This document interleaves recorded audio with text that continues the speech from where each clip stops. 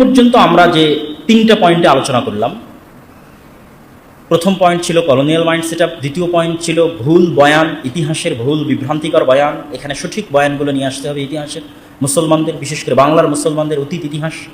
আর 3 নম্বর হচ্ছে রাষ্ট্রীয় কাঠামোগত ইসলামের প্রতি বিদ্বেষ। এবং এই রাষ্ট্রীয় কাঠামোগত ইসলাম বিদ্বেষের সাথে আপনি লড়াই করবেন কীভাবে? যেটা 2 নম্বর, সেটা তো জ্ঞান চর্চার ফলে, প্রচারণার ফলে হয়তো আমরা লড়াই করতে পারবো। কিন্তু রাষ্ট্রীয় কাঠামোগত যে ইসলাম বিদ্বেষ আছে, এটির বিরুদ্ধে লড়াই করার জন্য মুসলমানদের শক্তিশালী প্রতিষ্ঠান লাগবে এবং মুসলমানদেরকে কথা বলা শিখতে হবে, কথা বলতে পারতে হবে, শক্তিশালী প্রতিষ্ঠান লাগবে।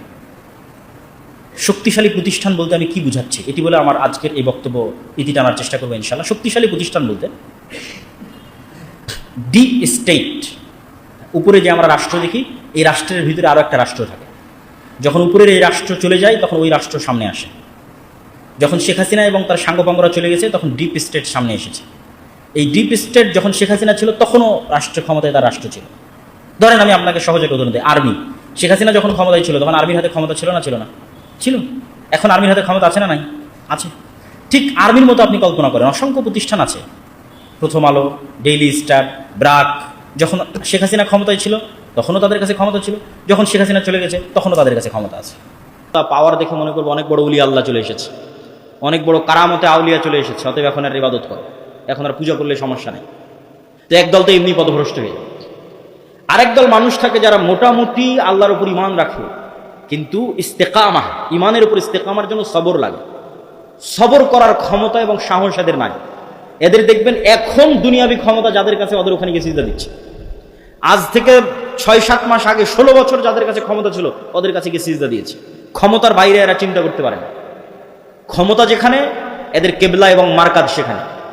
এবং আপনি যদি নিজের জায়গায় দাঁড়িয়ে চিন্তা করেন, আজকে তেলের যে সংকট, আমি দাজ্জালের ফিতনার ভয়াবহতা বোঝানোর জন্য আপনাকে বলতেছি।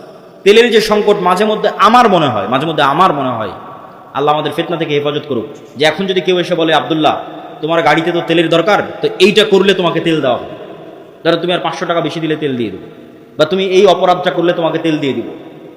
তো কত মানুষ হল, ঠিক আছে ভাই সমস্যা নেই, আমার গাড়িতে তেল দেন, আমি করে দিচ্ছি। কোন একটা দেশকে যদি বলা হয় যে সব তেলের কন্ট্রোল আমার হাতে, এটা করো, তেল পাবা, নাহলে কিন্তু আবাদও বন্ধ হয়ে যাবে। আমরা মনে করি তেল মানে দিয়ে শুধু গাড়ি চলে। পেট্রোকেমিক্যাল থেকে সকল সার উৎপাদন হয়, সব, কোনো সারই আর তৈরি হবে না। সার না হলে আপনি চাষ করবেন কি দিয়ে? স্যালো মেশিন স্টার্ট না দিলে পানি তুলবেন কোথায় থেকে? তো তেল মানে শুধু গাড়ি নয়, সবই। এখনকার আধুনিক সভ্যতার সবই তেল। তো আমি তেল দিব না আপনাকে, তা আপনিও বুঝতে পারছেন যে আপনি সবই করে ফেলবেন তেল নেওয়ার জন্য।